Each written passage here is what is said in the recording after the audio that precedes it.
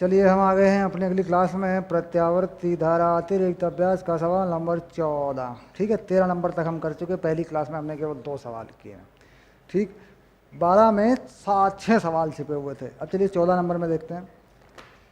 यदि परिपथ को उच्च आवृत्ति की आपूर्ति 10 किलो हर्ट्ज से जोड़ा जाता है तो अभ्यास 13 ए तथा बी के उत्तर निकालिए।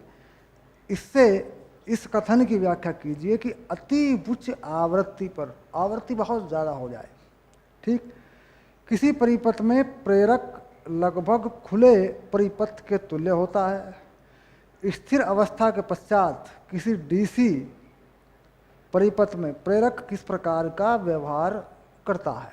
ठीक, यानी किस प्रकार का व्यवहार डीसी परिपथ में। ठीक, तो हमें बात करनी है परिपथ को उच्च आवृत्ति की आपूर्ति 13 ए तथा बी में। तो सवाल नंबर 13 पे हमें वापस जाना पड़ेगा। ठीक है, सवाल नंबर 13 को फिर से लेना पड़ेगा और बहुत ही महत्वपूर्ण बात है ये, इसको नज़रअंदाज नहीं किया जा सकता। सवाल नंबर 13 वापस आ जाता है। देखिए क्वेश्चन नंबर 14 में, सवाल नंबर 13 में एक एलआर सर्किट है। तो एलआर सर्किट है तो ये हो गया एल और ये हो गया आर। ये हम हल कर चुके हैं अभी अभी। ऐसे यहाँ पर जो आवृत्ति है उच्च आवृत्ति, उसका ओमेगा कितना बनता है जरा देखें। ओमेगा होता है 2 पाई न्यू। तो 2 पाई ये है, आवृत्ति बताई गई है 10 किलो हर्ट्ज, यानी 10 की पावर 4 रेडियन पर सेकंड ये बन जाएगी। देखो ठीक, तो इसका जो एक्सेल बनेगा वो कितना बनेगा। एक्सेल बनेगा ओमेगा एल के अनुसार। ओमेगा हो गया 2 पाई 10 की घात 4 गुना एल है। एल का मान कितना था ऊपर वाले में, आधा, 0.5 था, ये बन गया। तो कुल मिला के ये वैल्यू बन गई पाई गुना 10 की घात 4 ओम। ये बन गया देखिए प्रेरकीय प्रतिघात। ठीक, अब यहाँ से अगर धारा का मान निकालते हैं हम, अगर यहाँ पे धारा का मान निकालते हैं तो धारा कितनी बनती है। देखिए परिपथ में धारा,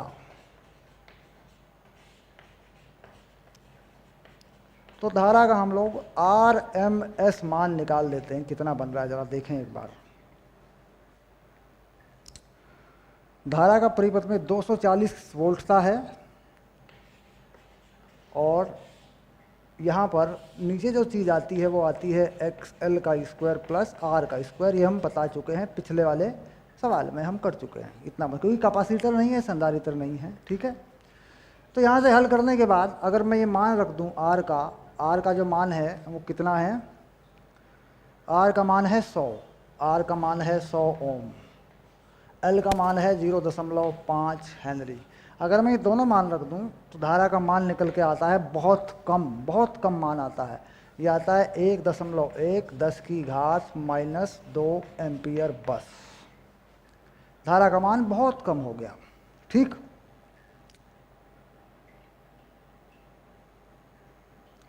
तो ये कह रहा है कि अगर आवृत्ति बढ़ा दी जाए तो परिपथ लगभग खुले परिपथ की तरह काम करता है, यानी धारा का मान 0 हो जाता है। खुला परिपथ कैसा होता है, जिसमें धारा नहीं बहती। तो अगर एलआर सर्किट में अगर आवृत्ति को बहुत बढ़ा दिया जाए तो धारा का मान देखिए कितना कम हो गया। क्यों, क्योंकि एक्सेल का मान बढ़ जाता है। तो क्या लिखेंगे, चूंकि एक्सेल का मान बहुत अधिक हो जाने के कारण, बहुत अधिक हो जाने से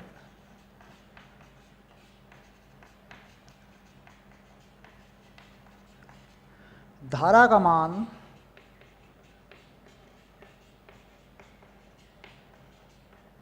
नगण्य हो जाता है, होता है लिख दो यार लो। अतः परिपथ खुले परिपथ की भांति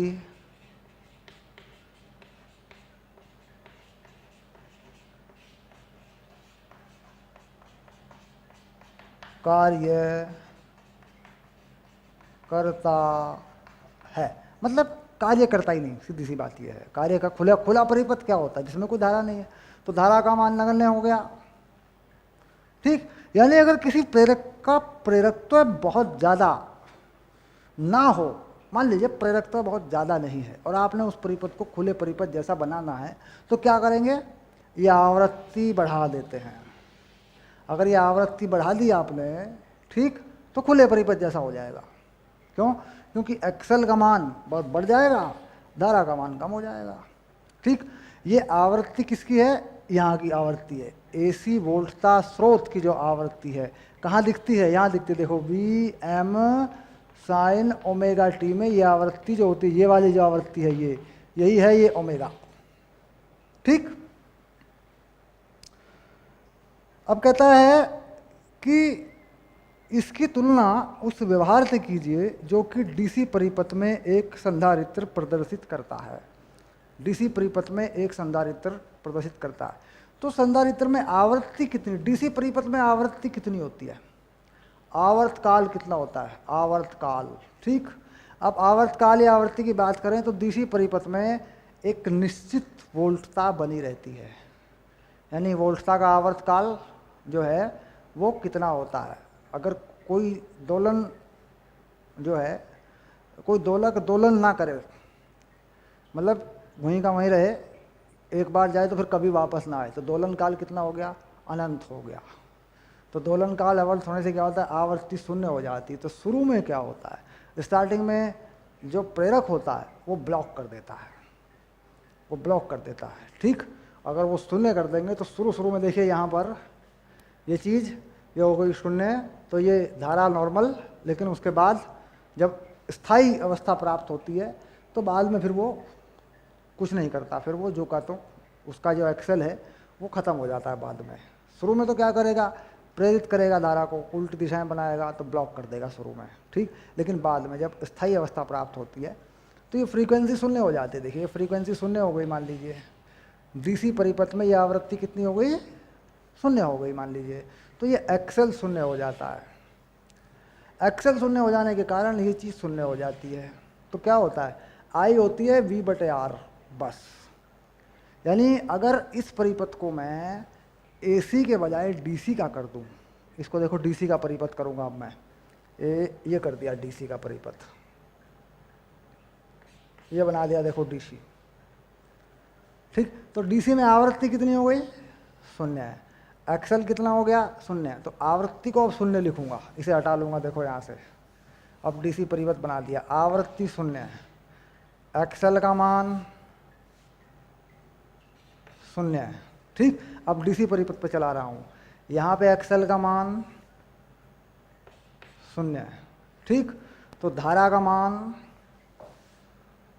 240/R,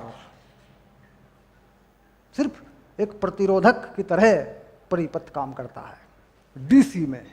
ठीक है, कब, जब अस्थायी अवस्था प्राप्त हो जाती है, यानी एक अस्थायी करंट प्राप्त हो जाता है, स्थायी धारा प्राप्त हो जाती है। ठीक है, तब ऐसा होता है। एसी में अस्थायी अवस्था प्राप्त नहीं होती, एसी में तो करंट, ऑल्टरनेटिंग करंट चलता रहता है। ठीक है, तो खैर डीसी और एसी में तुलना हुई कि भाई डीसी में एक्सेल का मान 0 हो जाता है, स्थायी अवस्था जब प्राप्त होती है, जब एक निश्चित, एक अचर करंट, एक कांस्टेंट करंट बन जाती है तब। ठीक, स्टार्टिंग में जब स्विच खोलते हैं, मान लीजिए शुरू में स्विच लगाया, यहाँ एक स्विच लगा रखा है मैंने ऐसे, ये देखो ये एक स्विच है, शुरू में मैंने स्विच बता दिया, तो शुरू में धारा 0 होगी,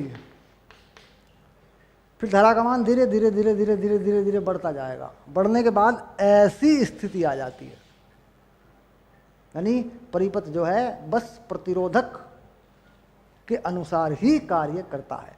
जबकि बिल्कुल शुरू में जैसे मैंने स्विच को बंद किया तो एकदम से धारा कितनी है, शून्य है, उसके बाद धीरे धीरे धीरे धीरे बढ़ती रहती है। ठीक, ये हम पढ़ते हैं LR circuit, DC LR circuit में हम इस बात को पढ़ते हैं। ठीक है, चलिए 14 क्वेश्चन नंबर आपका डन हुआ, सारी बातें आपको पता लग गई, आगे बढ़ते हैं।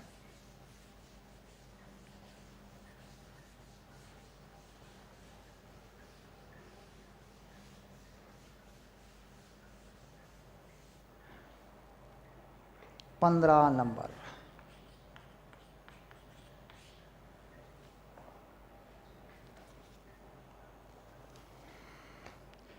चालीस ओम प्रतिरोध के श्रेणी क्रम में एक 100 माइक्रोफेरेड के संधारित्र को 110 वोल्ट 60 हर्ट्ज की आपूर्ति से जोड़ा गया। परिपथ में अधिकतम धारा कितनी है? यह सी आर सर्किट, ठीक, बना देते हैं सी आर सर्किट। ये है सी और ये है आर, और यहाँ जो सप्लाई है ये वाली, इस सप्लाई का जो मान है VRMS, ये है 110 वोल्ट, और इसकी जो आवृत्ति है वो है 60 हर्ट्ज। तो यानी जो न्यू है वो है 60 हर्ट्ज, 60 हर्ट्ज।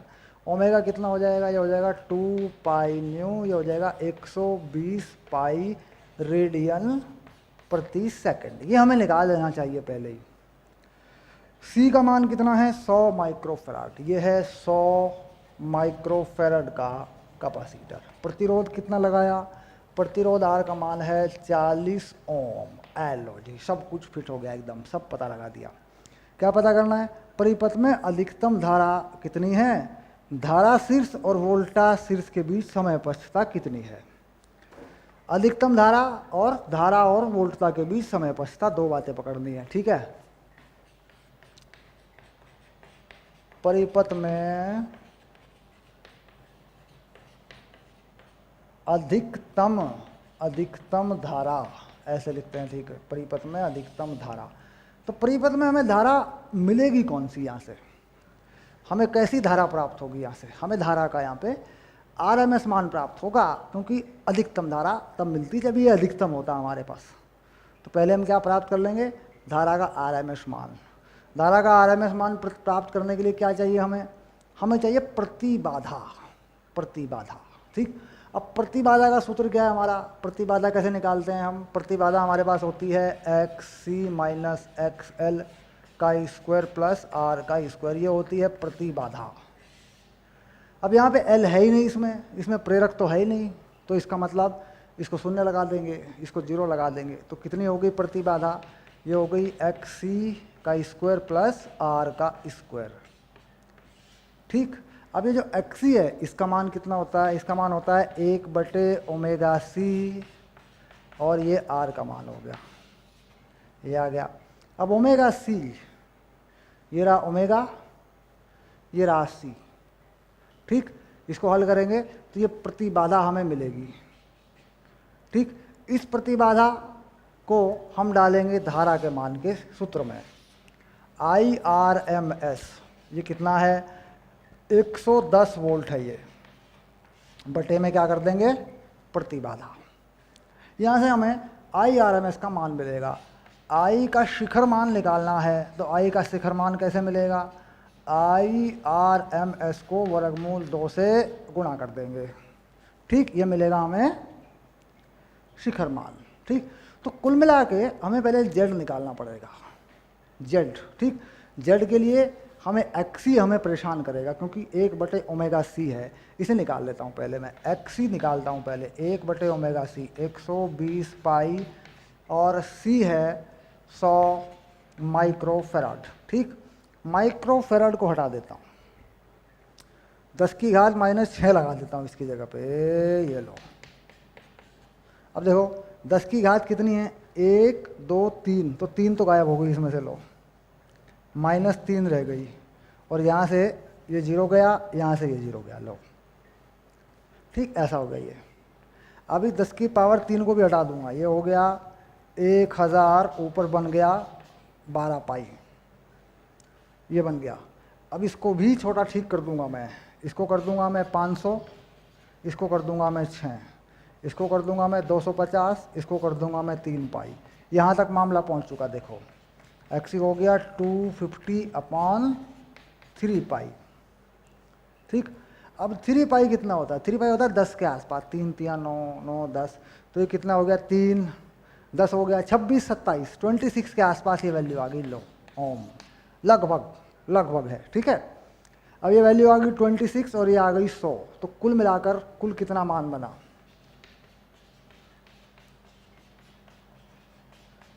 ये मान बन गया, देखो कितना बनेगा ये? ये हो गया 625, 676 होता है ना, 676 लिख देता हूँ, और ये हो गया 10,000।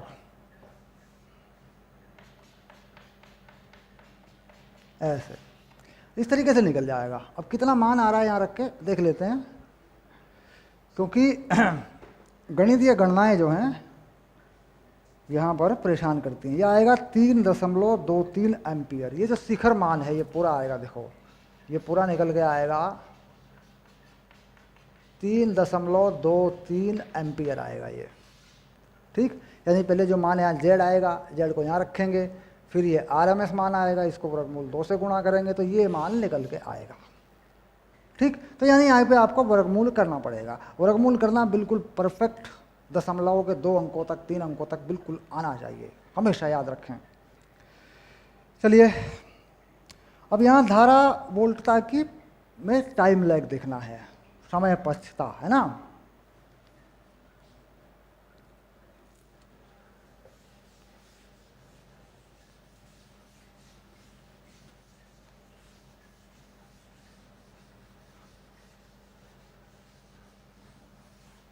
धारा वोल्टता में समय पक्षता, है ना।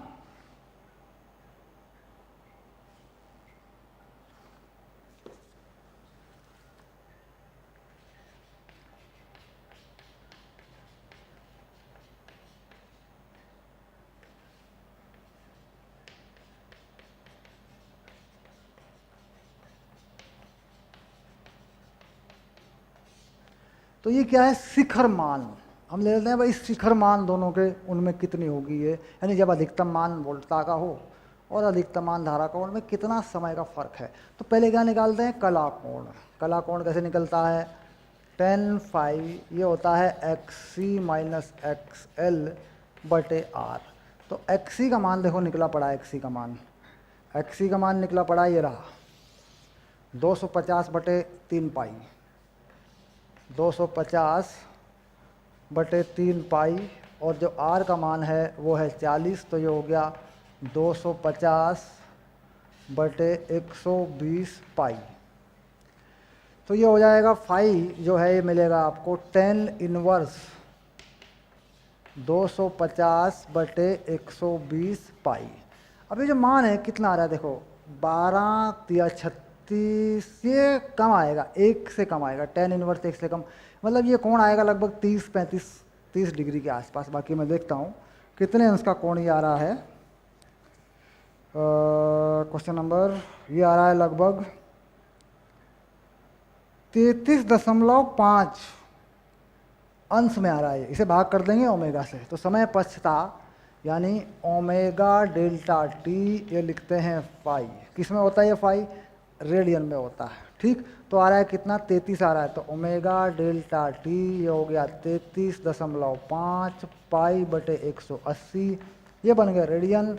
तो डेल्टा टी का मान आ गया 33.5 पाई बटे 180 ओमेगा। ये वैल्यू आ रही है मिली सेकंड में, ये वैल्यू आती है 1.55 मिली सेकंड, 1.55 मिली सेकंड।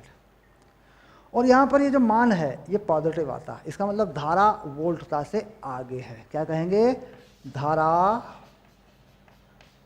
वोल्टता से 33.5 अंश कला कोण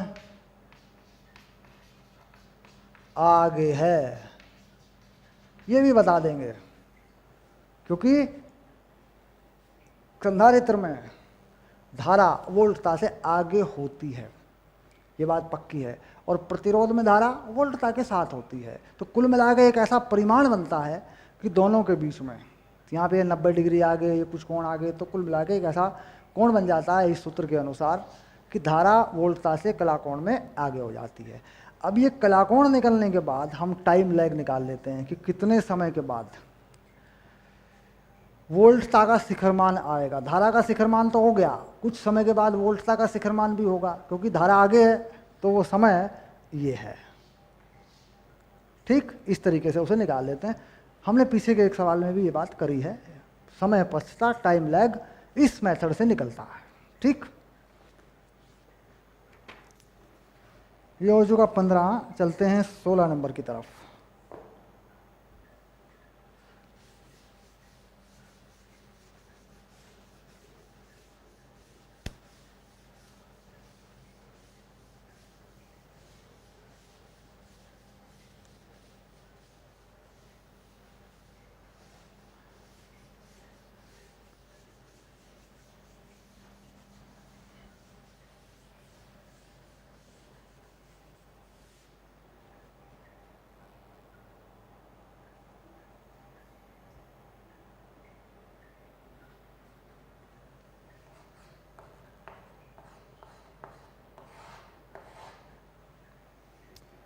सोलह नंबर में क्या कहता है, यदि परिपथ को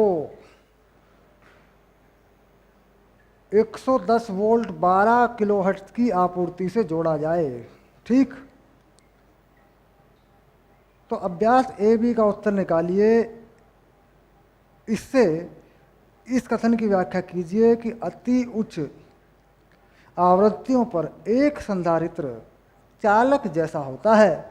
इसकी तुलना उस व्यवहार से कीजिए जो किसी डीसी परिपथ में संधारित्र प्रदर्शित करता है। यानी बात वही है, पहले एक सवाल देंगे फिर उसको हाई फ्रीक्वेंसी पे यानी उच्च आवृत्ति पे चलाएंगे, और ये बिल्कुल पहले वाले सवाल पर आधारित सवाल है। 110 वोल्ट की सप्लाई 12 किलो हर्ट्ज की आवृत्ति पर चला दिया गया और पहले वाला परिपथ है, ठीक। अभ्यास ए और बी का उत्तर निकालिए, यानी कि जो हमने 15 नंबर के प्रश्न में पढ़ा है वही दोबारा बनाना पड़ेगा हमें, थोड़ा सा परिवर्तन करना है बस। एक है सी हमारे पास, एक है आर। ये सी है, ये आर है, ये एसी है, ऐसे लगी हुई है, 110 वोल्ट है ये, ऐसे जो कि तुम, और आवृत्ति जो है वो है न्यू 12 किलो हर्ट्ज, 10 की पावर 3 हर्ट्ज, ये रहा, ठीक।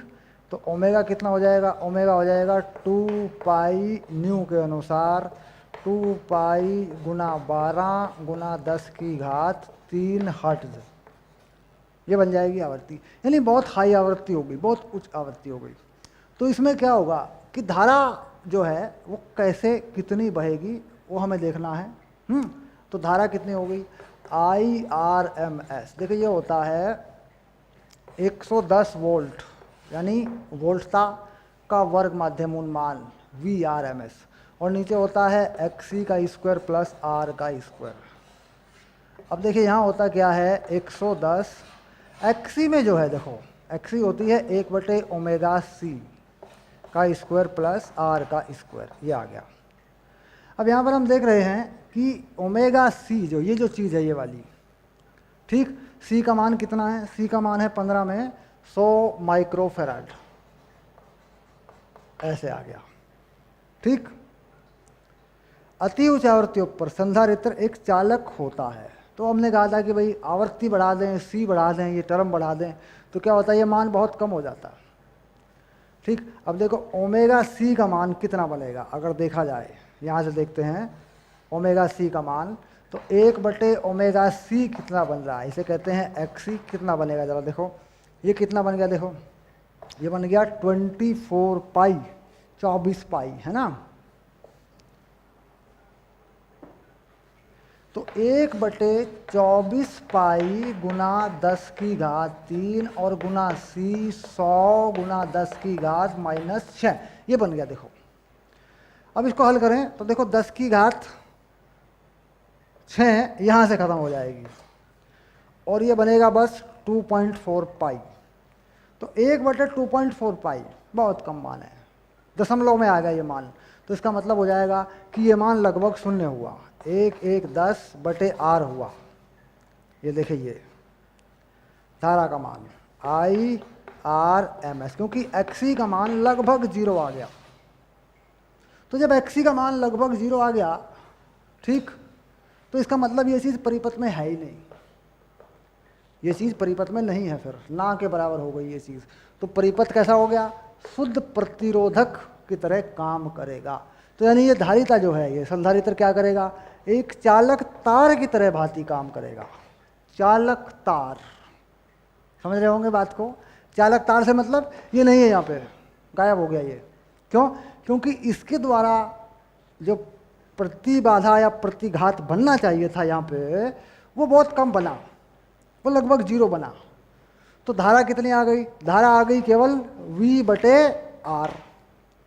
नहीं, धारा जो हो रही है वो V को पकड़ रही है और R को पकड़ रही है, क्रिया है ही नहीं उसमें, क्योंकि इसका मान लगभग 0 हो गया, इसका जो प्रतिघात है वो 0 हो गया। तो यही कहना चाहता है कि अगर बहुत ज़्यादा आवृत्ति पर चला दिया संधारित्र और प्रतिरोध के परिपथ को, तो संधारित्र कैसा हो जाता है? चालक तार की तरह हो जाता है, उसका प्रतिरोध 0 हो जाता है, बस। अब कहता है कि इसमें अगर इसे डीसी पे लगा दें, इसकी तुलना डीसी से कर दें, तो डीसी पर लगा देने पर क्या होगा, ये ध्यान देना है। डीसी पे क्या होता है कि ब्लॉक कर देगा, ये चार्ज आवेशित हो जाएगा, धारा का मान 0 कर देगा। ठीक, धारा का मान 0 कर देगा, क्योंकि डीसी स्रोत पर लगाने पर जो आवृत्ति है वो कितनी हो जाएगी? डीसी स्रोत पर लगाने पे जो आवृत्ति है वो कितनी हो जाएगी? अगर देखें, डीसी स्रोत की आवृत्ति कितनी लगा देंगे? दोलन काल अनंत आवृत्ति 0 और 1/0। अगर यहाँ 0 लिख दूँ, 1/0 तो ये अनंत हो गया, और इसके नीचे अनंत लिख दूँ, 0 हो गया। तो धारा कितनी हो जाएगी? 0 हो जाएगी धारा। चलिए कन्फर्म कर देता हूँ, डीसी स्रोत पे बदल के दिखा देता हूँ आपको। ये देखिए, ये लगा दिया, ये लगाऊंगा डीसी, ये लगा दिया। आवृत्ति कितनी लगाऊंगा? 0, ओमेगा 0, XC अनंत, ये बन गई, देखो। ठीक, अब इस XC को अनंत यहाँ लिखूंगा, देखो मैं अनंत, तो 110/अनंत यानी 0। ठीक, धारा 0 हो जाती है। यानी कैपेसिटर को अगर डीसी स्रोत के साथ लगा दें, डीसी परिपथ में लगा दें, तो कितनी धारा बना देता है? 0 बना देता है। जब वो आवेशित हो जाता है तब, जब तक वो आवेशित नहीं होता तब तक नहीं। शुरू में धारा रहती है अधिकतम, एकदम फिर थोड़ी देर में ही वो 0 हो जाती है, खत्म हो जाती है, क्योंकि ये आवेशित हो जाता है। ठीक, तो आवेशित होने का मतलब अधिकतम आवेश आ जाता है इसके ऊपर, फिर ये धारा को रोक देता है, फिर धारा 0 हो जाती है, जैसा कि ये बता रहा है। ठीक, ओके। तो ये डीसी परिपथ में ये बात होती है।